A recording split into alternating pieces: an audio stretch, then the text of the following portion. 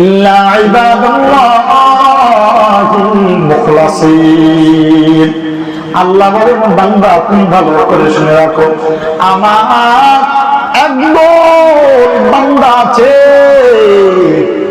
যারা দুনিয়াতে অন্য কোনো বান্দার মতন চলাফেরা করে, যারা ঠিক মতন নামাজ আদায় করেছে, মসজিদে মুয়াজ্জিন সাহেব আযান দিয়ে দিয়েছে, বান্দা চার দোকানে বসে বসে আড্ডা দেয় না, বান্দা নদীর মধ্যে নৌকার মধ্যে বসে থাকে না, বান্দা লুডু খেলার মধ্যে আড্ডা দেয় না, বান্দা তফিল ঘরের মধ্যে বিভিন্ন জায়গায় জায়গায় কোনায় কোনায় চিপায় চিপায় আড্ডা দেয়। ওই বান্দা যখন আযান হয়ে যেত, বান্দার কানের মধ্যে আযানের আওয়াজ আসতে দেরি হয়, ওই বান্দা মসজিদের দিকে যাইতে দেরি হয় না। আল্লাহ বলেন এরাই হলো আমার বিশেষ বান্দা, খাস বান্দা, এদের জন্য আমি আল্লাহ জান্নাত রেখে দিয়েছি। সুবহানাল্লাহ। সবাই জোরে জোরে বলুন সুবহানাল্লাহ। আল্লাহ বলেন বান্দা এই সকল আমার বিশেষ খাস যারা বান্দা বান্দি রয়েছে, আমি আল্লাহ তাদের জন্য কিয়ামতের ময়দানে জান্নাত রয়েছে। বলে কেমন জান্নাত? আমি আল্লাহ যেই বান্দাকে জান্নাত দান করব, উলাইকা লাহুম রিজকুন মালুম। আল্লাহ বলেন বান্দা যেই বান্দাকে আমি কিয়ামতের ময়দানে জান্নাত দান করব, ওই বান্দার জন্য জান্নাতের মধ্যে সকাল সন্ধ্যা আমি আল্লাহর পক্ষ থেকে জান্নাতি রিজিকের ফয়সালা করে দিব। এবং ওই রিজিক হইবে কি? আল্লাহ তারপরে বলেন ফাওয়াকিহু মুকরামুন। আল্লাহু আকবার। আল্লাহ বলেন বান্দা ওই রিজিক হইবে জান্নাতি, জান্নাতের মধ্যে ফল, জান্নাতি ফল। সুবহানাল্লাহ। আরো জোরে বলুন সুবহানাল্লাহ। আহা কই কি সারে সবাই জোরে জোরে বলুন সুবহানাল্লাহ। আল্লাহু আকবার। আল্লাহ বলেন বান্দা জান্নাতি ফল আর দুনিয়ার ফল কিন্তু এক হইবে না। জান্নাতি ফল দুনিয়ার ফল কিন্তু হাত গুণ বেশি ভিন্ন। দুনিয়ার সাধারণ যদি একটা মরিচ গাছ লাগানো হয়, দুনিয়ার যদি সাধারণ একটা পেঁপে গাছ লাগানো হয়, যেই কোনো দুনিয়ার যেই কোনো ছোট থেকে বড় গাছ লাগানো হয়, সবাই জোরে জোরে জবান দিয়া বলেন ওটার মধ্যে সার ছাড়া কিছু আছে নাকি? কথা বলেন, সার ছাড়া কিছু আছে? আল্লাহ বলেন বান্দা কিয়ামতের ময়দানে আমার দুনিয়ার প্রিয় জান্নাতি নামাজি রোজাদার মুখলেস যে বান্দারা থাকবে, মসজিদ মাদ্রাসায় দান সদকা করা, রিজিক বল এইরকম ভাবে জিকির আজকার কর্মী আমাদের বান্দা যাদের জন্য আল্লাহ জান্নাত দিব, তাদেরকে সকালে সন্ধ্যা দিয়ে রিজিক দিব।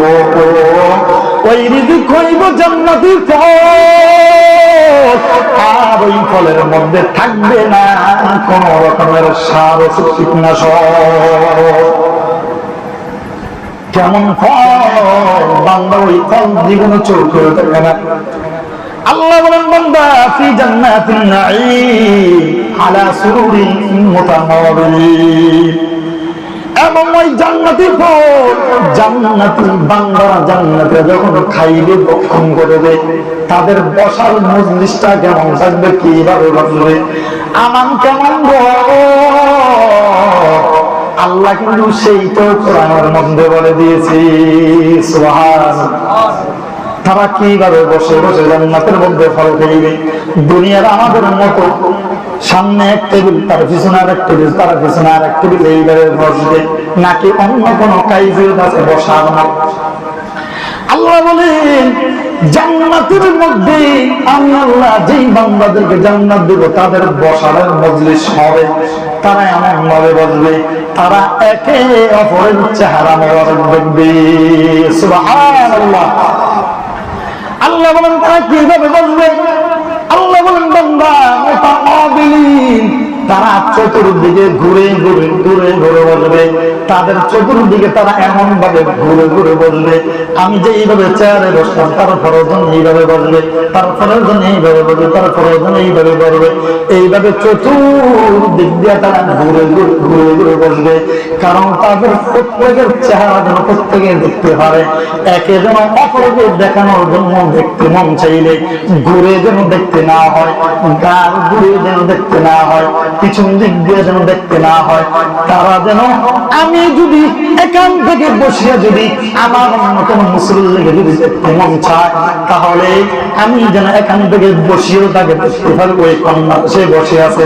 কোন মুসল্লি মসজিদের জন্য খেদমত করেছে, মসজিদের কষ্ট করেছে, মাদ্রাসার কষ্ট করেছে, তার সাথে মহব্বত ভালো ছিল, বা আপনাদের একে অপরের সাথে মহব্বত ভালো ছিল, জান্নাতি বন্ধু। কেউ যদি কাউকে যদি দেখতে মনে চায়, আল্লাহ বলে বান্দা তোমার চেয়ারের মধ্যে বসিয়াই তুমি অপর বন্ধুকে তুমি সরাসরি দেখতে পাইবা। কত সুন্দর জান্নাতের নিয়ম। বলে এটা আমরা কিভাবে বলবো? আফগানিস্তানের মধ্যে যদি তাকিয়ে দেখো তাদের বসার কাইফিয়তরা কেমন, তারা কিন্তু এইভাবে ঘুরে ঘুরে প্রত্যেকে বসে, এইভাবে তারা ঘুরে ঘুরে বসে রাষ্ট্রীয় মিটিং করে। তারা কিন্তু চেয়ারে বসেছে, কিন্তু এইভাবে ঘুরে ঘুরে বসে। আল্লাহ বলেন বান্দা এবং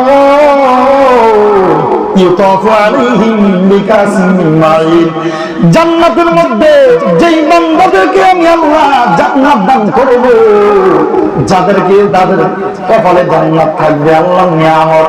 আল্লাহ বলেন বান্দা তুমি যখন জান্নাতের মধ্যে থাকবা, তোমার চতুর্দিক দিয়ে জান্নাতের মত, জান্নাতের শরবত, গেলাস বড়ে বড়ে গেলাস, বড়ে বড়ে গেলাস ভর্তি গেলাস, এরকম শরবত ভর্তি গেলাস তোমার চতুর্দিক দিয়ে ঘুরতে থাকবে, ফেলতে থাকবে, আমাকে যেন জান্নাতের ব্যক্তি বক্ষণ করে।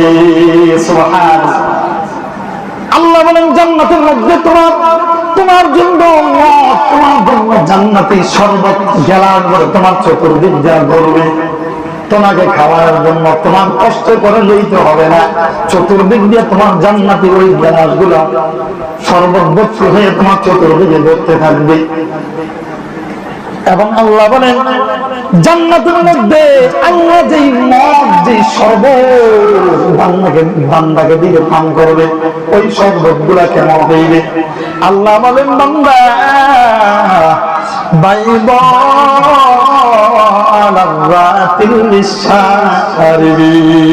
সুবহানাল্লাহ।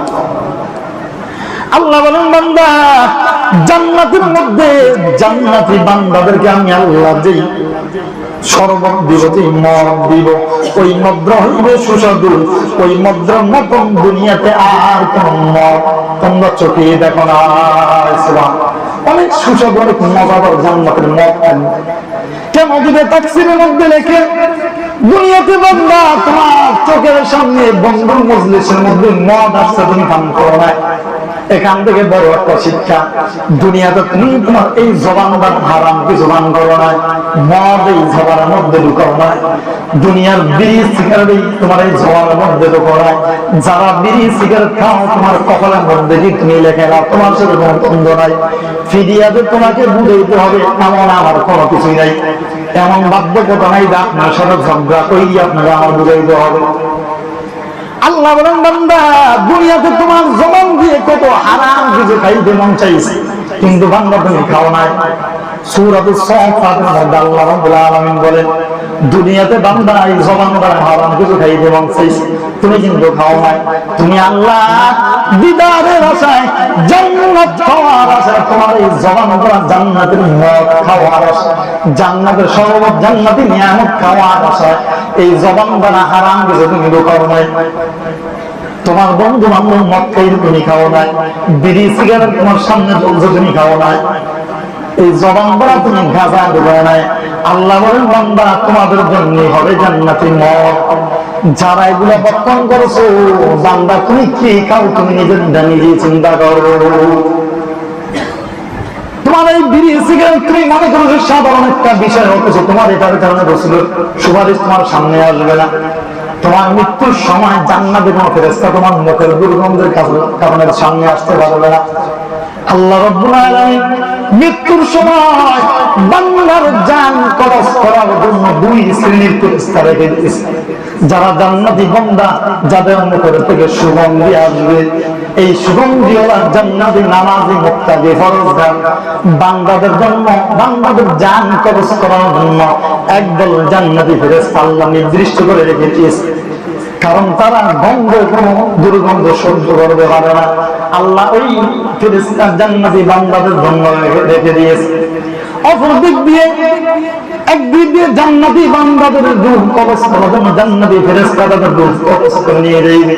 অপর দিক দিয়ে দ্বিতীয় বান্দা নামাজ পড়ছে, রোজা রাখছে, আমল করেছে ঠিক, কিন্তু তার মুখের থেকে দুর্গন্ধ আসে। বান্দাও জান্নাতি, কিন্তু ওই জান্নাতি ফেরেশতা দান কবজ আসতে পারে না।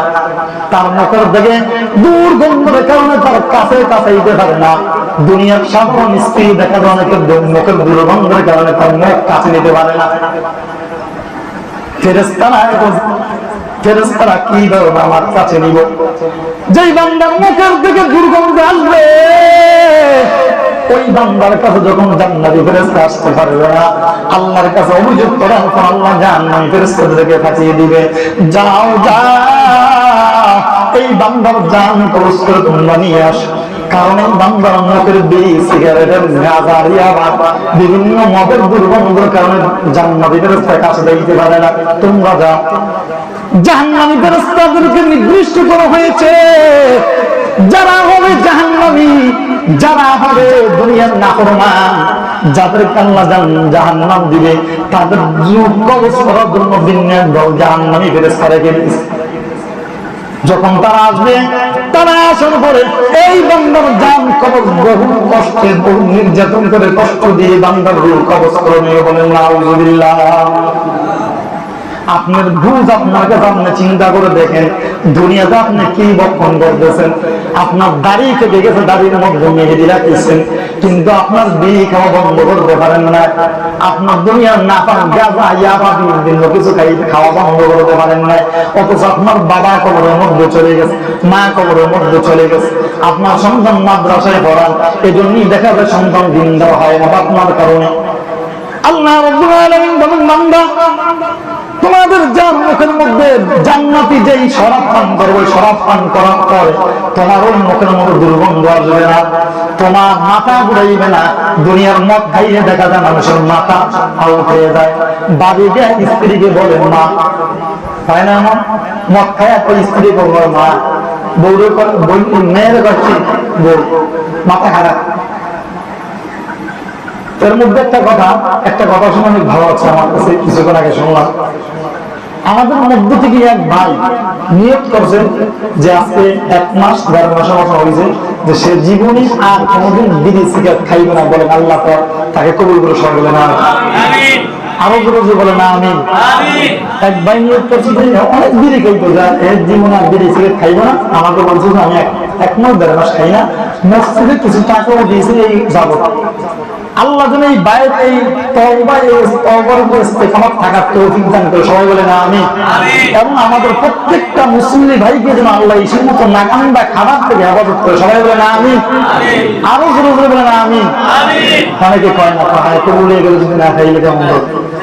এই জন্য ভাই আপনার বুঝ আপনার কাছে, আপনার সাথে কোনো শত্রুতা কিছু নেই। আপনি আমার বন্ধু, আপনি আমার বাবার সহযোগী। আল্লাহ রাব্বুল আলামিন বলেন, বান্দা কিয়ামতের ময়দানে যখন জান্নাতি বন্ধুদেরকে আমি আল্লাহ জান্নাত দিবে, এখান থেকে ভালো একটা কথা সবাই খেয়াল করে নেবেন। আল্লাহ বলেন, বান্দা কিয়ামতের ময়দানে যখন আমি জান্নাতীদেরকে জান্নাত দিব, জান্নাতীদেরকে জান্নাত দেওয়ার পর জান্নাতি দুই বন্ধু একত্রিত হয়ে কথা বলবে, একত্রিত হয়ে বিভিন্ন জান্নাতের মধ্যে আলোচনা করবে, দুনিয়ার বিভিন্ন ঘটনা আলোচনা করবে। মনে করেন দুনিয়ার বুকে জান্নাতি 2-4 বন্ধু একসাথে চলাফেরা করবো, এর মধ্যে কিছু বন্ধু নামাজ আদায় করবো, রোজা রাখতো, জিকির করতো, তাসবিহ তাহলিল করবো, আবার কিছু বন্ধু নামাজ রোজা ইত্যাদি কিছুই করতো না। সবাই ভালো করে খেয়াল করে রাখেন, এরকম নাই? আপনার কিছু বন্ধু আছে আপনি ঠিক মতনই নামাজ পড়েন, কিন্তু সে নামাজ পড়ে না, রোজা রাখে না, এরকম নাই দুনিয়ার মধ্যে? সবাই বলেন এরকম নাই নাকি? আর যে ওয়াজ করছি 50,000 দিয়ে দেবো, তিনি ওয়াজ করবো না কেউ, উন্নত কথা কম। আল্লাহ বলেন বান্দা যখন আমি বান্দাকে জান্নাত দিব, জান্নাত দেওয়ার পর জান্নাতের মধ্যে দুই বন্ধু একত্রিত বসে বসে আলোচনা করবো। মনে করেন দুই মুসল্লিকে আল্লাহ জান্নাত দিছে, অথবা ইমাম সাহেব মুসল্লিকে আল্লাহ জান্নাত দিছে। আল্লাহ আমাদের প্রত্যেকটা ভাইকে জান্নাতি হওয়ার তৌফিক দান করুন। যখন দুই বন্ধুকে জান্নাত দিবে, দুই বন্ধুকে জান্নাত দেওয়ার পর দুই বন্ধু বসে বসে আলোচনা করবে। এক বন্ধু অপর বন্ধুকে জিজ্ঞাসা করবে দুনিয়ার আরেক বন্ধুর কথা। এক বন্ধু আরেক বন্ধুকে বলবো, বন্ধু কেমন আছো, কি হালত, দুনিয়ার বিভিন্ন কথা উঠিয়ে দিব। আর দুনিয়াতে চৈত্র মাস কত কষ্ট করে রোজা রাখতাম, শীতের মধ্যে নামাজ আদায় করতাম, নদীতে যে ঈদের নামাজ আদায় করতাম। আর জেলে ভাই তুমি ভালো করিয়া শুনে না, তোমাকে কিন্তু আল্লাহ মাছ দেয়। তুমি যদি নামাজ না পড়ো, আল্লাহ কিন্তু নামাজ ছিনিয়ে নিয়ে যাইবে। বান্দা তোমাকে আল্লাহ কিন্তু রিজিক খাওয়ায়, কিন্তু তুমি যদি নামাজ না পড়ো, আল্লাহ রিজিক ছিনিয়ে নিয়ে যাইবে। আপনার একটা কথা মনে আসছে, এখন যে মাছ কম, আল্লাহ আমরা তো দোয়া করে মাছ দেয় না কেন? আমার মনের মধ্যে একটা কথা বাড়ি, মাছ রোজার মাস কতই না কইলাম মানুষের বিভিন্ন দলে দলে দলে দলে বসিয়ে বসিয়া, বিভিন্ন কোনায় কোনায় বসিয়ে বসিয়ে জোয়া খেলতো, লুড্ডু খেলতো, হাজারি খেলতো, বিভিন্ন খেলা খেলতো। রমজান মাস রোজা রাখতো না, নামাজ পড়তো না, বিভিন্ন আড্ডায় বসিয়ে বসে আল্লাহ নাফরমানি করতো। রোজা রাখতো না, নামাজ পড়তো না, তারাবির নামাজ পড়তো না। আমি ওই সময় দেখে দেখে বলছি, আল্লাহ কিন্তু এই অপরাধের কারণে কিন্তু উঠিয়ে নিয়ে যাইবে, নদীর মাছ কিন্তু উঠিয়ে নিয়ে যাইবে। এখন দেখা যায় আল্লাহ ওটা এটা একসাথ করে নিচ্ছে, ঠিক না? রোজা রাখতে না, রোজা তো রাখতে না, নামাজ তো পড়তো না। যাই হোক, সময় শেষ করে যায়। আল্লাহ রাব্বুল আলামিন বলেন দুনিয়া কিয়ামতের ময়দানে যখন দুই বন্ধুকে জান্নাত দিবে, দুই বন্ধুকে জান্নাত দেওয়ার পর একে অপরের দুনিয়ার বিভিন্ন বন্ধুদের কথা আলোচনা করবে। আলোচনা করতে গিয়ে হঠাৎ করে মনে এসে যাবে দুনিয়ার তৃতীয় আরেক বন্ধুর কথা। যেই বন্ধু তৃতীয় আরেক দুনিয়ার বন্ধুর কথা মনে থেকেই তো, যেই বন্ধু নামাজ আদায় করতো না, রোজা করা, এবং আরো বলতো তোমাকে যে কিয়ামতের ময়দানে দুনিয়া থেকে মৃত্যুবরণ করার পর আবার আল্লাহ উঠাইবে, এটাকে তুমি বিশ্বাস করো নাকি? কারণ ইয়াকুলুনা ইন্নাকা লামিনাল মুসাদ্দিকিন আইযা মিতনা ওয়া কুননা তুরাবান ওয়া ইযাবান আইন্না লামাদিনুন। আমরা যদি মৃত্যুবরণ করার পর আল্লাহ রাব্বুল আলামিন তো আমাদের শরীর মাটি থেকে ফেলবে, সবকিছু বিলীন হয়ে যাইবে। তুমি কি আবার বিশ্বাস করো নাকি আমাদেরকে আল্লাহ দ্বিতীয়বার উঠাইবে? বেনামাজি বন্ধু নামাজি বন্ধুকে প্রশ্ন করবো, অথবা মনে করেন করি না, কিন্তু সে এমন ভাবে চলাফেরা করে মনে হয় কিয়ামতের ময়দানে সে মুক্তি হবে না, নামাজও ধরে না, রোজাও রাখে না, দান সদকা করে না, এরকম নাই? এক বন্ধু নামাজ আদায় করে, অপর বন্ধু কিন্তু নামাজ আদায় করে না, রোজা রাখে না, কিছুই করে না, মনে হয় কিয়ামতের ময়দানে তার মুক্তি হবে না। আল্লাহ রাব্বুল আলামিন যখন জান্নাতে দুই বন্ধু একে অপরের সাথে আলোচনা করবে, কথা বলবে, কথা বলার পর যখন জাহান্নামী বন্ধুর কথা মনে উঠে যাবে, তখন বলবে, একে অপরকে বলবে, চলো আমরা দুজন মিলিয়া আমাদের ওই বেনামাজি বন্ধুকে একটু দেখি।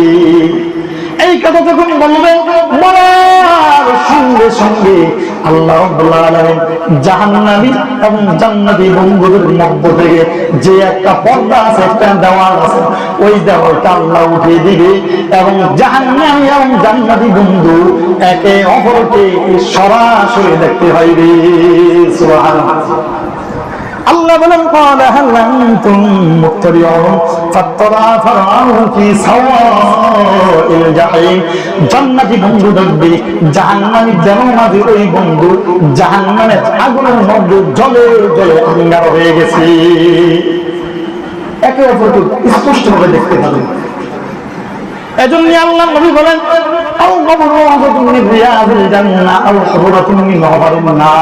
বান্দা তুমি যদি ভালো নেক আমল করো, ভালো কিছু যদি দুনিয়াতে করো, নামাজ রোজা ইত্যাদি যদি ভালো কিছু যদি তুমি দুনিয়াতে করে দাও, তোমার কবর হবে আর তুমি যদি এগুলো না করো, নামাজ রোজা ইত্যাদি কিছুই যদি না করো,